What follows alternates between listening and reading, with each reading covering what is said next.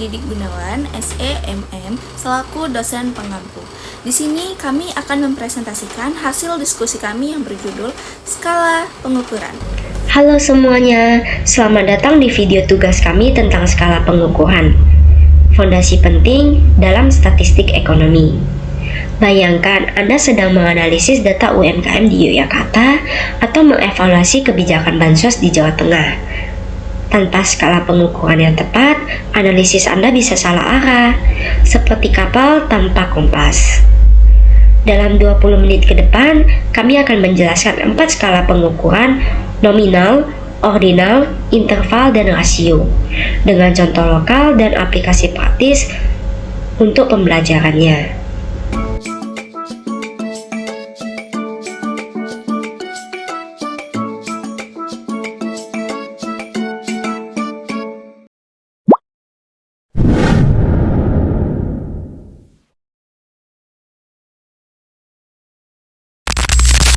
Pentingnya skala pengukuran. Skala pengukuran adalah alat dasar untuk mengumpulkan, menganalisis, dan menginterpretasi data.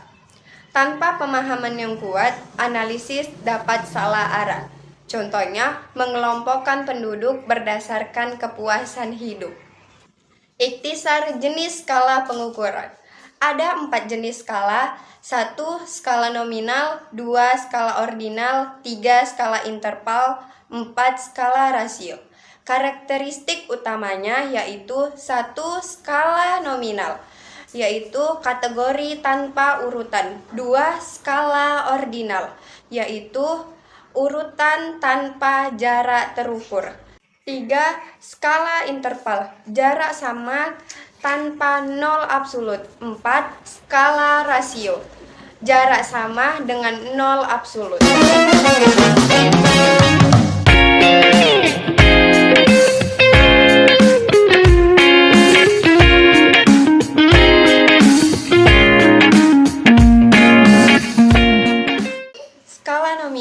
Skala nominal yaitu kategori tanpa urutan. Karakteristiknya: 1. Hanya identitas. 2. Tidak mendukung operasi matematis. Analisis skala nominal yaitu frekuensi, proporsi, dan chi-square. Keterbatasan skala nominal yaitu tidak ada hierarki atau perbandingan numerik. Selanjutnya skala ordinal, yang mengurutkan data tanpa jarak pasti, seperti peringkat lomba. Skala ini memiliki identitas dan magnitudo. Kita tahu, sangat puas lebih baik daripada puas, tapi tidak tahu seberapa besar perbedaannya. Contohnya, Shopee Indonesia mengukur kepuasan pelanggan di Jakarta dengan skala 1 sampai 5. 1 yang artinya sangat tidak puas dan 5 yang artinya sangat puas. Hasilnya median kepuasan adalah 4. Artinya kebanyakan pelanggan puas. Ini seperti kebanyakan mahasiswa bilang tugas kuliah cukup menantang. Analisisnya menggunakan median atau uji non-parametrik, seperti mengurutkan nilai ujian tanpa skor pasti. Skala ordinal juga digunakan dalam kebijakan bansos. Kementerian Sosial menilai manfaat bansos beras di Jawa Tengah sangat membantu, cukup membantu, atau kurang membantu. Ini seperti membantu mahasiswa memahami persepsi dalam penelitian sosial ekonomi. Contohnya, mahasiswa bisa menganalisis data ordinal seperti tingkat kepuasan terhadap e-learning untuk latihan uji non-parametrik. Sekarang skala interval, yang seperti penggaris dengan jarak sama, tapi tanpa nomor absolut. Skala ini memiliki identitas, magnitudo, dan interval konsisten, sehingga cocok untuk menghitung rata-rata. Namun, karena tidak ada nol absolut, kita tidak bisa bilang skor 100 2 kali lebih besar dari 50. Contohnya indeks harga kepercayaan konsumen Bank Indonesia diukur dari 0 sampai 200. Pada 2024, IKK Bali rata-rata 125 dengan Badung 130 lebih tinggi dari Gianyar 118. Ini seperti membanding keramaian dua pasar. Analisisnya menggunakan uji T. Bayangkan, memeriksa apakah nilai ujian dua kelas berbeda signifikan. Tapi hati-hati, pemerintah Surabaya pernah keliru menganggap skor kepuasan KRL 91,125 kali lebih baik dari 80. Padahal itu tidak valid.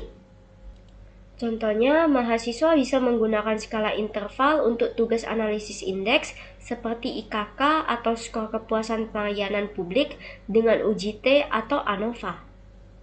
Skala rasio, definisi jarak sama dengan absolut.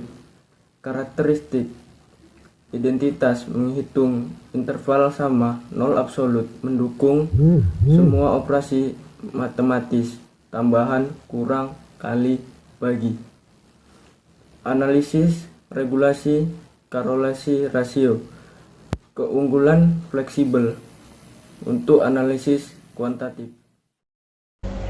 Terakhir, skala rasio. Skala paling lengkap dengan identitas, magnitudo, interval sama, dan 0 absolut. 0 absolut berarti tidak ada. Misalnya, pendapatan dengan 0 rupiah berarti tanpa penghasilan. Skala ini mendukung semua operasi matematis, seperti perbandingan rasio. Contohnya, Kementerian Koperasi mengukur pendapatan UMKM Yogyakarta. Rata-ratanya 15 juta rupiah per bulan.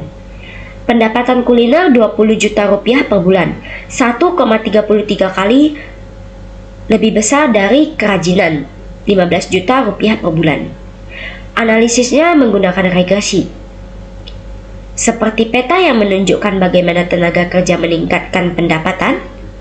Skala rasio juga digunakan untuk ekspor kopi Lampung, 15 juta US dollar ke Eropa, 1,5 kali lebih besar dari Asia, membantu strategi ekspor. Penerapan skala dalam statistik ekonomi, yaitu 1. Pengumpulan data. Kuesioner disesuaikan dengan skala, yaitu skala nominal, pilihan ganda atau jenis usaha, dan skala rasio, pertanyaan terbuka atau pendapatan. Yang kedua, analisis data. Metode sesuai dengan skala atau chi-square untuk nominal, regresi untuk rasio. Yang ketiga, interpretasi hasil, yaitu sesuai batasan skala atau hindari rasio pada interval. Yang keempat, visual atau flowchart sama dengan identifikasi variabel, pilihan skala, desain, instrumen, analisis, dan interpretasi. Studi kasus Bansos Beras Jawa Tengah. Latar belakangnya yaitu evaluasi program Bansos Beras. Datanya pada skala nominal yaitu penerima 60% rumah tangga miskin. Pada skala ordinal yaitu persepsi manfaat atau median sama dengan cukup membantu. Pada skala rasio yaitu pengeluaran bansos 3 juta rupiah per penerima. Hasilnya mayoritas puas tapi cangkupan terbatas. Rekomendasi yaitu perluas cangkupan bansos. Selanjutnya, fungsi skala pengukuran. 1. Mengklasifikasikan data. Mengelompokkan data ke dalam kategori yang bermakna. 2. Analisis statistik. Menentukan metode statistik yang dapat digunakan. 3. Meningkatkan validitas penelitian. Memastikan data yang dikumpulkan akurat dan relevan. Tantangan dalam penggunaan skala. Kompleksitas variabel, yaitu kepuasan, ordinal, atau interval. Salah analisis sama dengan rata-rata pada ordinal atau kesalahan umum. Kontekstualisasi lokal atau budaya mengaruhi skala ordinal. Dampaknya bias. Analisis keputusan salah. BPS 2024 30% error. Selanjutnya, solusi untuk tantangan dan kesalahan. 1. Pelatihan statistik, yaitu kurangi kesalahan 30%. Buka kurung BPS 2024 tutup kurung. 2. Validasi instrumen. Uji coba kuesioner sebelum survei. 3. Perangkat lunak, yaitu SPSS Python untuk analisis akurat. 4. Kolaborasi lintas disiplin, yaitu ekonom dan statistikawan. Skala nominal, tantangannya yaitu overlap kategori, solusinya validasi kategori. Skala ordinal, tantangannya interpretasi subjektif, solusinya uji coba paramatik. Skala rasio, tantangannya data tidak akurat, solusinya perangkat lunak. Kesalahan umum dalam analisis yaitu 1. Pada skala nominal, mengasumsikan urutan. Yang kedua, pada skala ordinal, menghitung rata-rata. Yang ketiga, pada skala interval, yaitu menginterpretasikan rasio. Yang keempat, yaitu skala rasio, generasi berlebihan. Selanjutnya, contoh soal 1, skala nominal. Soal survei 100 UMKM sama dengan 40 kuliner, 30 fashion, 20 kerajinan, dan 10 jasa. Hitunglah proporsi dan uji chi-square. Buka kurung, alfa sama dengan 5%, kritis sama dengan 7.815, tutup kurung. Penyelesaian, proporsi sama dengan kuliner 40%, fashion sama dengan 30%, kerajinan sama dengan 20%, jasa sama dengan 10%. Chi-square sama dengan sigma buka kurung omikron dikurang epsilon tutup kurung kali 2 per epsilon sama dengan 20 lebih besar 7.815. Distribusi tidak merata. Contoh soal 2. Skala ordinal. Soal keputusan pelanggan. Buka kurung 1 kurang 5, tutup kurung 10, buka kurung 1, tutup kurung 20, buka kurung 2, tutup kurung 30, buka kurung 3, tutup kurung 25, buka kurung 4, tutup kurung 15, buka kurung 5, tutup kurung. Hitungan median. Penyelesaiannya adalah total 100 responden, distribusi kumulatif, titik 2, 10, buka kurung 1, 30, buka kurung 2, tutup kurung 60, buka kurung 3, tutup kurung 85, buka kurung 4, tutup kurung 100, buka kurung 5, tutup kurung. Median posisi 50,5, yaitu skor 3. Selanjutnya contoh soal 3, skala rasio. Pendapatan UMKM 5 juta, 7 juta, 9 juta, 6 juta, dan 8 juta.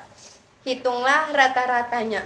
Penyelesaian rata-rata sama dengan buka kurung 5 ditambah 7 ditambah 9 tambah 6 tambah 8 tutup kurung per 5 sama dengan 35 per 5 sama dengan 7 juta. Studi kasus. Contoh aplikasi survei keputusan pelanggan menggunakan skala ordinal. Analisis data menggunakan median dan modus untuk interpretasi hasil. Rekomendasi untuk penelitian. Pilih skala yang sesuai dengan tujuan penelitian. Latih peneliti dalam menggunakan skala pengukuran. Gunakan alat statistik yang tepat untuk analisis data. Contoh penggunaan skala dalam penelitian. Server sosial menggunakan skala ordinal untuk mengatur keputusan masyarakat. Penelitian ekonomi menggunakan skala rasio untuk mengukur pendapatan dan pengeluaran. Analisis data menggunakan metode statistik yang sesuai dengan skala yang dipilih. Peran skala dalam mengambil keputusan. Data yang akurat, skala yang tepat menghasilkan data yang lebih akurat. Dampak pada kebijakan, keputusan berbasis data yang baik mempengaruhi kebijakan ekonomi. Contoh, menggunakan data survei untuk merumuskan program pemerintah. Inovasi dalam pengukuran yaitu 1. Teknologi baru, penggunaan pengukuran, aplikasi, dan perangkat lunak untuk mengumpulkan data. Yang kedua ada metode pengukuran alternatif yaitu mengembangkan skala baru yang lebih relevan dengan konteks lokal. Yang ketiga yaitu ada ketertiban masyarakat yaitu melibatkan masyarakat dalam proses pengukuran untuk meningkatkan akurasi.